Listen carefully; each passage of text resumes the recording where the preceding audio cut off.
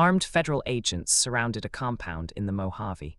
Inside were 150 people, including dozens of children, who believed the world was ending in exactly 9 days. May 1998.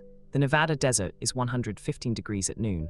I've read the logbook myself, the FBI field notes from that week. What struck me wasn't the weapons cache they found or the bodies they'd feared discovering. It was a single entry, children singing hymns, no signs of distress. That detail haunted the agents who were there. Because by then, everyone involved, the families huddled in those makeshift buildings, the prophet who'd brought them there. Even the federal officers outside knew that something catastrophic was about to break. Let me rewind. The story doesn't start in the desert. It starts in 1989 in a small evangelical church in Southern California, where a man named William Ammerman began attracting followers. Ammerman wasn't charismatic in the traditional sense, no commanding voice, no theatrical gestures. What he had was certainty. Absolute, unshakable certainty that God had chosen him to deliver a message. The world he preached would end on a specific date. Not soon, specific. His followers called themselves the Children of Thunder. The name came from scripture, a reference to divine power, apocalyptic judgment. By the mid-1990s, Ammerman had assembled roughly 200 people, mostly families. Teachers, nurses, a few former military. These weren't fringe drifters. Many had sold homes, liquidated savings. They'd given everything to prepare for what Ammerman said was inevitable. The prophecy was specific. May 12, 1998. Ammerman claimed divine revelation.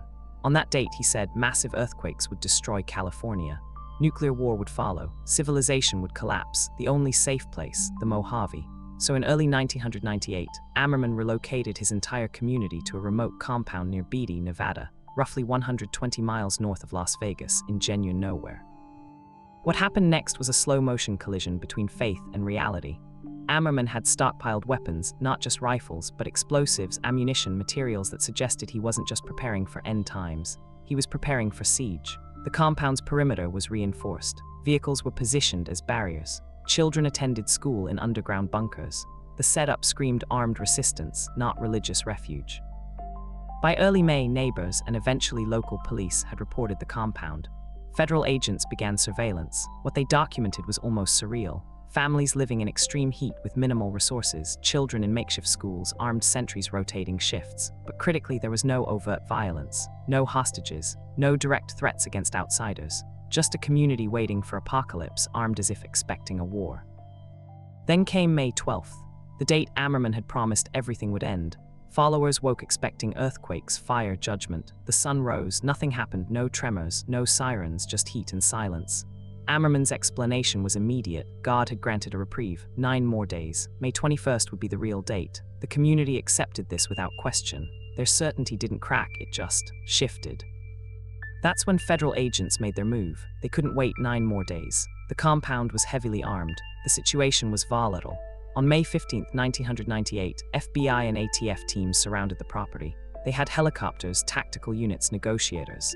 Ammerman was given an ultimatum: surrender peacefully or face forced removal. The standoff had begun.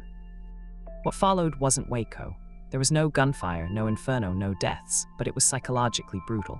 For 5 days, federal agents negotiated with Ammerman while 150 people, including roughly 60 children, lived in the compound under siege conditions. Ammerman refused to acknowledge the authorities' legitimacy. He claimed the federal government had no power over God's chosen community. The negotiators, I've read their reports, described him as lucid but unreachable. The breakthrough came from an unexpected direction: the followers themselves. As May 21st approached and Ammerman offered yet another explanation for why the world hadn't ended, something fractured. Parents began questioning. Some approached federal agents requesting safe passage out. The community wasn't monolithic. Doubt had infected the faithful. On May 20th, the first family surrendered. Then more. By May 21st, the second Doomsday date, the compound was essentially empty. Ammerman himself was arrested without incident. No weapons were fired. No one was harmed. The siege ended not with apocalypse, but with quiet, exhausted capitulation. What happened to the Children of Thunder? Ammerman was convicted of weapons violations and conspiracy. He served time. The community scattered.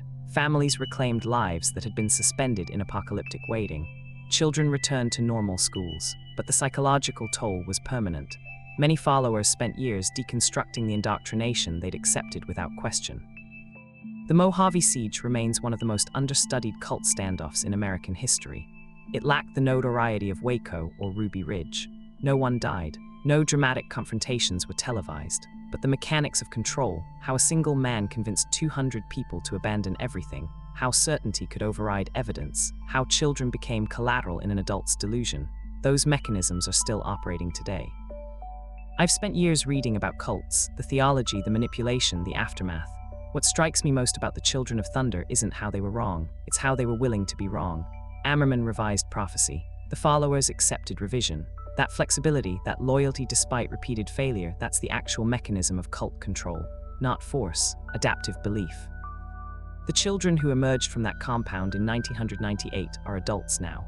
Some have spoken publicly about the experience. Others remain silent. What they share is a common thread, the disorientation of learning that your entire reality was constructed by someone else's certainty. That's a lesson that extends far beyond the Mojave. It's happening in smaller compounds, online communities, and living rooms right now. The story of the Children of Thunder is a story about how certainty can masquerade as truth, how prophecy, when it fails, simply evolves into new prophecy, how families can be held together by shared delusion until that delusion cracks, and how, sometimes, the most dangerous moment in a cult isn't when it's strongest, it's when people start to doubt. Subscribe. Each week we uncover another cult that rewrote reality for hundreds of people, and the mechanics of how they did it.